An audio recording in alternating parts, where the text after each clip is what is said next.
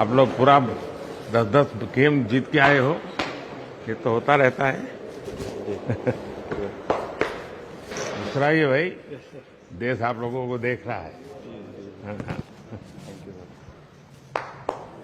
मैंने सोचा मिल लूँ सबको। होता है। कहाँ रहो कहते हैं, चलिए आप लोग मेहनत बहुत की है, लेकिन कहाँ बाबू ढीलो ना पड़ दो। समय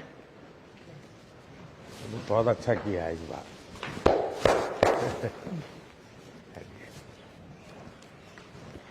तू तो गुजराती बोलते हो इसने? थोड़ू थोड़ू तार तो घर से। सो आप लोग बहुत अच्छी मेहनत की है। और चलिए, होता है। होता रहता है ऐसा।